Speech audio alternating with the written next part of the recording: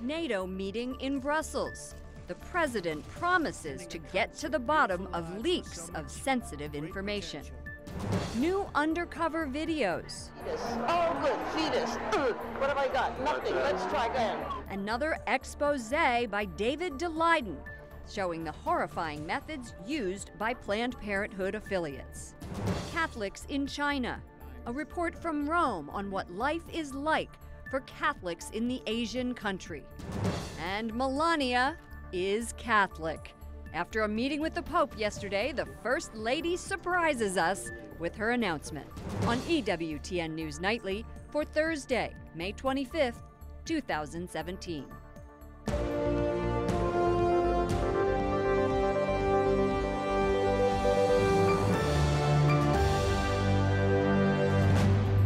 Good evening, and thank you for joining us. To those of you around the world for news from a Catholic perspective, I'm Lauren Ashburn. The threat of Islamic extremism was a uniting theme at today's NATO conference in Brussels, despite President Trump's calls on NATO members to pay their fair share for military protection. Correspondent Mark Irons reports from the White House. Good evening, Mark. Good evening, Lauren. NATO Secretary General Jens Stoltenberg said the key items on the agenda were the fight against terrorism and the cost of defense. There was an awkward silence when President Trump suggested most NATO countries were freeloaders. We have to make up for the many years lost. 2% is the bare minimum for confronting today's very real and very vicious threats. While unveiling a steel beam that crashed at the World Trade Center towers on 9/11, President Trump chastised NATO leaders. He wants to hold leaders accountable for a 6-year-old agreement, which called for member nations to contribute 2% of their GDP to NATO defense spending. Trump says 23 of the 28 member nations are not paying, and it's not fair to the people of the United States. If all NATO members had spent just 2% of their GDP on defense last year, we would have had another $119 billion for our collective defense. While some NATO members disagree, a U.S. foreign policy expert echoes the president. Because it's not hard and fast, very few states have kept to that 2% pledge. But as the threats from both the Middle East and of course, Russia have grown, the need for spending more on defense has become quite evident. Also during the NATO summit, Trump held several meetings, including one with new French President Emmanuel Macron. He says their talk was friendly and very frank, despite the fact that Trump declined to comment on a key climate change agreement. The two leaders shared an intense handshake, with onlookers noting that their knuckles turned white. The White House says President Trump's presence at this event underscores his commitment to NATO. His next stop is the G7 summit in Italy. Lauren? Thank you, Mark. President Trump is vowing to crack down on intelligence leaks. This after British police say they will stop sharing information with the U.S. about this week's bombing in Manchester. Now the president is asking the Justice Department to launch a complete review. National security correspondent Wyatt Goolsbee reports from the State Department. Good evening, Wyatt. Good evening, Lauren. The president and high-ranking officials say the leaking of sensitive information poses a grave threat to our national security, but they say it's been a problem for a long time. Now the work is on to mend strained ties with the United Kingdom. Honestly, I just find this staggering that we've been in this position this week. British authorities, like the mayor of Manchester, livid over the release of sensitive evidence, which includes crime scene photos. The second leak this week after media prematurely released the 22-year-old suspect's name, Salman Abedi. It is disrespectful to the people of Greater Manchester, but mainly to the families who've lost loved ones and to those injured. Manchester Mayor Andy Burnham criticizing the New York Times in particular for publishing the details. The Times defending its decision, saying its coverage had been both comprehensive and responsible. UK officials disagree. British Prime Minister Theresa May warns President Trump intelligence shared between law enforcement agencies must remain secure. It is very important that the government of the country concerned remains in charge of the investigation, when the information is let out, and the narrative that follows it. British investigators are conducting raids and have made multiple arrests, but they are no longer sharing details of the investigation with the U.S. It's not the first time American allies have expressed concern over leaked intelligence.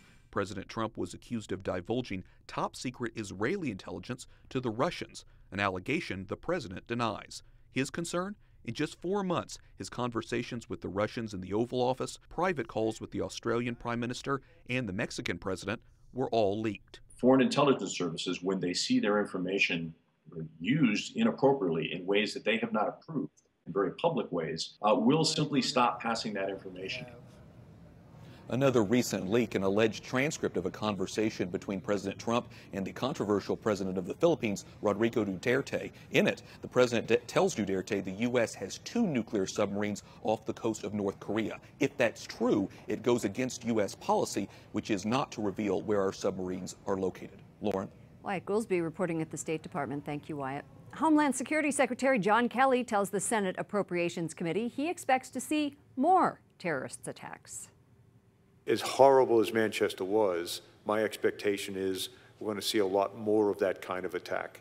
He defended both proposed state and local budget cuts and the $2.7 billion increase to add thousands of new immigration jail beds. Arrests at the border have dropped to record lows in the months since Trump took office. Arrests of illegal aliens, however, have increased. Most of the department's budget increase is earmarked for the U.S.-Mexico border wall. An appeals court rules against President Trump's revised travel order. Justices upheld a lower court ruling to block the order, which temporarily bans new travel visas for people in 6 Muslim-majority countries. The Trump administration will likely appeal to the Supreme Court. Human rights activists ask the United States to press for greater religious freedom in Vietnam. It comes just days before the communist country's prime minister visits the White House. Capitol Hill correspondent Jason Calvi reports. Jason. Good evening, Lauren. Lawmakers are writing Secretary of State Rex Tillerson today, urging him to make human rights and religious freedom a central goal of U.S. diplomacy towards communist Vietnam. It comes after years of making the same push on the Obama administration. Plainclothes police came, choked me to the ground. In 2015, we introduced you to Pastor Win Man Hong, who says he was attacked for leading an underground church in Vietnam. Human rights activists testifying to Congress today tell us human rights in Vietnam have not improved. Persecution has intensified over the past 12 months against those independent, unregistered religious communities. Have things gotten better? No, it's getting worse. Amnesty International's advocacy director says he was extremely disappointed President Obama didn't push harder for human rights last year when he fully lifted the half-century-old ban on selling arms to Vietnam. In the past, the Vietnamese leadership has learned that, well, they can make promises, but they don't need to do anything. They don't need to truly comply with their promises. The United States Commission on International Religious Freedom says things actually are getting better in Vietnam.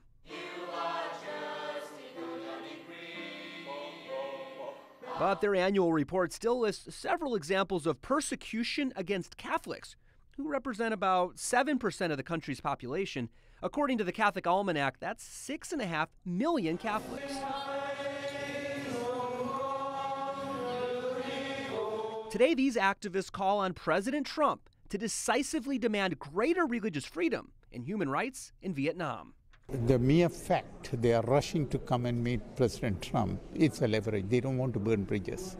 So the U.S. have an enormous power and advantage of taking advantage of that eagerness. Chairman of today's hearing, Representative Chris Smith of New Jersey, is urging President Trump to change what he calls decades of failed U.S. policies. Vietnam's prime minister visits the White House next Wednesday. Lauren? Jason, what concrete steps is Congressman Smith asking the president to take? He says if Vietnam wants U.S. aid, it must be contingent on releasing prisoners of conscience and allowing greater religious freedom. Jason Calvi, correspondent for Capitol Hill, thank you so much for joining us. Taiwan becomes the first Asian country to recognize same-sex weddings. The country's constitutional court ruled in favor of the non-traditional marriages yesterday. The court said current civil code barring the marriages violates the Constitution's protections for human dignity and equality. Pope Francis is asking the faithful to pray for Catholics in China. On Twitter, the Holy Father says they need, quote, the grace to endure patiently and overcome challenges with love. His message came yesterday on the World Day of Prayer for the Church in China. Father Bernardo Cervellera is editor-in-chief of Asia News, a Vatican news agency covering church in mission territories. He joins us now from Rome. Father, please describe for our audience what life is like for Catholics in China. You say there are 13 million of them? 13 million, 5 million belong to the official church and the rest to the unofficial church. For the official church, there are always controlled by the government, controlled by the police, controlled by the military, even by dog policemen who are, which are taken to control if perhaps among the Catholics there are drugs, commerce, and so on. But above all, there is an attempt to destroy the peaceful celebrations of the Catholic. For the unofficial church, there are the problems of arrests of bishops, brainwashing of priests, and forbidding for the Catholics to meet together. So what happens if even the official church is being monitored? What are the Chinese doing underground? How are they worshiping? They try their best. For example, they try to meet in the countryside where the control is a little bit less. They try to meet one day in one place, another day in another place. And also sometimes they try to come to some agreement with the local police, saying that we will not do any room or any noisy, but let us pray and so on. What is the Vatican doing? I know that you have about 120 bishops, or 70 of them you say are official. What is the Vatican doing to help change the Catholic Church in China? The Vatican is trying to have an agreement with the Chinese government about the way in which to nominate bishops, because up to now the Patriotic Association and the Ministry for Religious Affairs would like to have the absolute power on the bishops and their nomination. So, of course, their criteria are different from the faith criteria. This is why the Vatican is trying to have this agreement. Father Bernardo Cervellera, thank you so much for giving us your view on Catholics in China. He's the editor-in-chief of Asia News. Thanks to you. After President Trump's visit with Pope Francis, he described the meeting as fantastic. Joining us now is Jim Nicholson, former U.S. ambassador to the Holy See. Welcome back to the program, sir. Thank you. Thank you for being here. You said that Donald Trump and Pope Francis could be a uniquely productive relationship. Why, when so many people in the media are painting them as the odd couple? Not at all. I mean, think of their constituencies. Think what their respective sovereign countries stand for. They stand for the elevation of the dignity and the human condition of people writ large. The United States is for trying to bring peace not just to the United States, but to the world. The Holy See has the same goal. They're trying to improve living conditions for people so that they can get enough to eat and be more free of disease and have hope in their life and have religious freedom and worship as they choose. These are very common fundamental goals of those two sovereignties and of those two men. When you were ambassador to the Holy See, you focused on human rights, and you were actually knighted, weren't you, by the Pope? Yeah, what a great honor that is. Thank you. Based on your experience, how do you think that the White House and the Holy See can work together on human rights? There are boundless opportunities for them to do that. You know, number one, we have more material resources. We're sort of the big temporal superpower, if you will, and they're the spiritual superpower, and have assets, have people, non-governmental organizations, missions, missionaries, charities everywhere, charities, sure, all over the world. So we can help feed into that system with more of our material resources, and you know, the people of the United States and the people of the Catholic Church in the United States are very generous. So we contribute greatly now, and we can do more in the future. Well, they also talked a lot about religious freedom, and I know that while you were ambassador there, that's an issue that you also worked on. How would you like your legacy to continue? Well, thank you, but this is not about my legacy. I mean, this is about what these two men, and with this great megaphone that they have, and the amplification of everything that they say and attempt to do, can have in the world. And we need to bring about more peace in this world. There's a common enemy out there, which is called the extremists that want to blow people up and disrupt their lives. And that's common to both of us. And so we could make, you know, the sum of the parts greater than the whole by these two people getting to know each other. They're off to, I think, a great start, and finding the ways that they can work together, just like Ronald Reagan did with Pope John Paul II. Exactly, in fighting communism. We are always delighted when you can join us, Ambassador. Ambassador Jim Nicholson, former ambassador to the Holy See. Thank you. Coming up, behind the scenes. New undercover videos expose the abortion industry. And healthcare reform, how the new Republican plan could affect millions of Americans.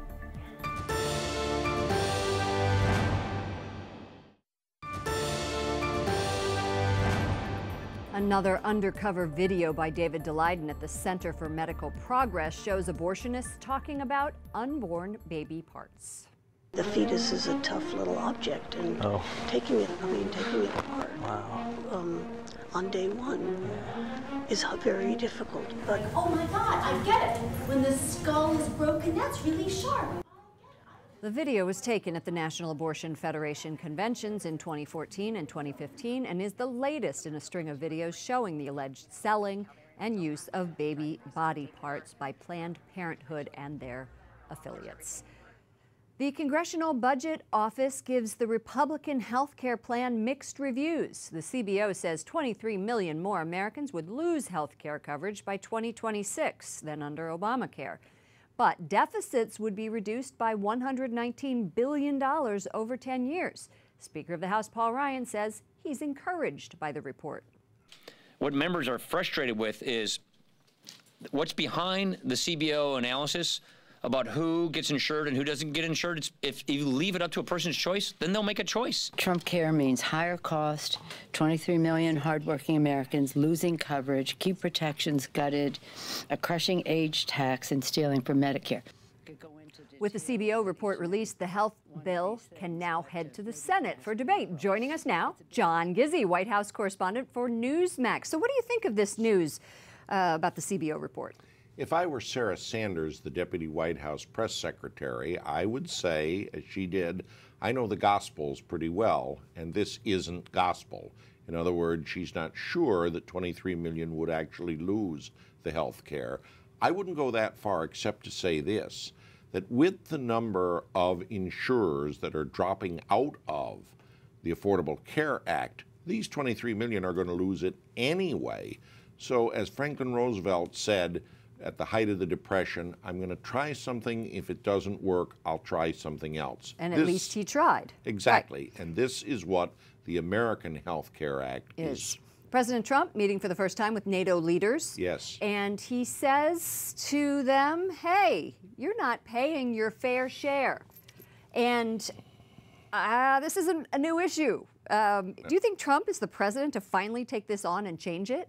Well, if not him, who?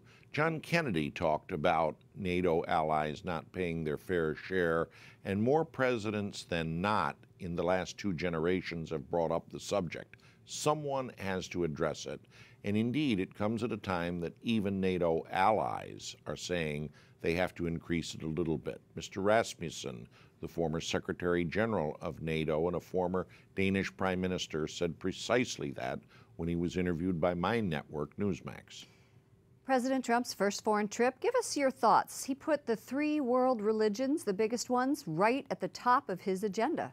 And it's not just the religious orders, Lauren. It's the fact that 2 of the 3 stops at the beginning of his trip were in countries that had, shall we say, a precarious relationship with the United States. under Barack Obama. He did a lot to heal that in his meetings with the Saudis. And quite frankly, I've never seen Prime Minister Netanyahu smile that much in a while. That's true. And even Abbas was saying, you know, hey, it looks like this guy Trump wants peace. Exactly. So I have to ask you about the bombshell news. Melania Trump is Catholic. Yes. What did you think about that? My heart was moved and my wife's heart was moved because here's someone who grew up in Tito's Yugoslavia, a country where the official religion was atheism, and yet her faith always lived on within her. And someone who brings a rosary to the Holy Father to be blessed is someone who takes it all quite seriously. It wouldn't surprise me if this is the start of her return to her faith. All right, John, I promised you would get a chance to wear something. Let's go. Okay. Here we go. Why are you wearing a red nose, John? All right, it's Red Nose today, Red Nose Day today.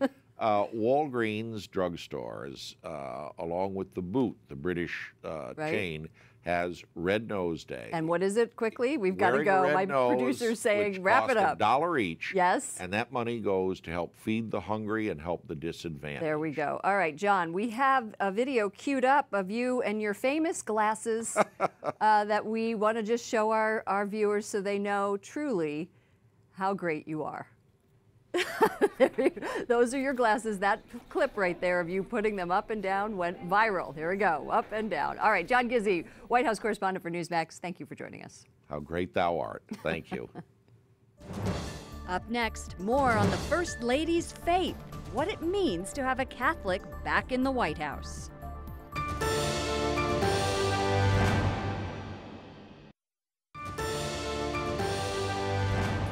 The Daily Mail says Melania Trump's spokeswoman confirms the First Lady is Catholic. This marks the first time since President Kennedy that there is a Catholic living in the White House. She wore a veil at the Vatican, where the first couple met with Pope Francis yesterday. She asked the Pope to bless a rosary she held in her hand. The First Lady then visited Bambino Gesù Children's Hospital. She tweeted a photo afterwards saying, "A little boy who I visited today and had been waiting for a heart transplant will be receiving one." Hashtag blessings and hashtag faith. It's a surprise to everybody to suddenly discover that there's a Catholic in the White House. She doesn't have a Catholic wedding, but she does have the rosary at her wedding, an outward sign of an interior commitment.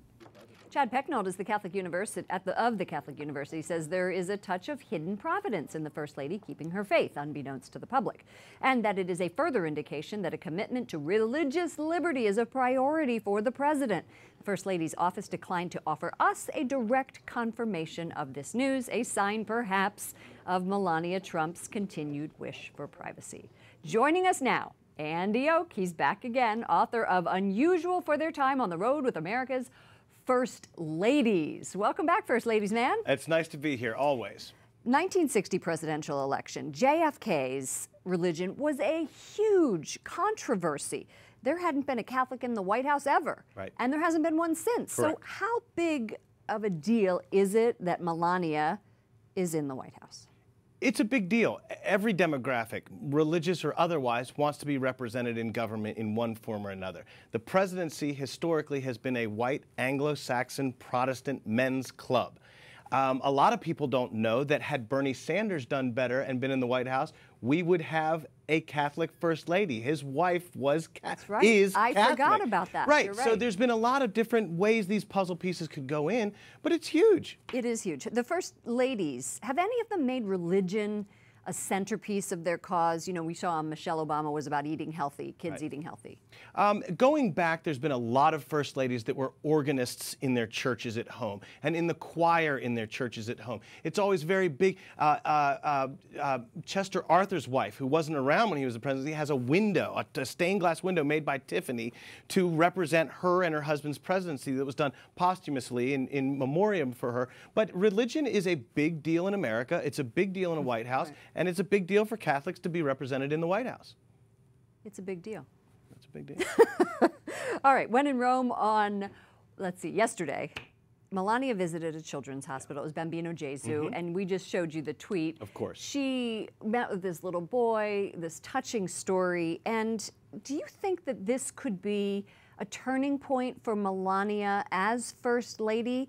This is the first, at least for me, I've ever seen her really smile and embrace and be very comfortable. And human, and what we expect out of First Ladies. Melania's had a couple stumbles.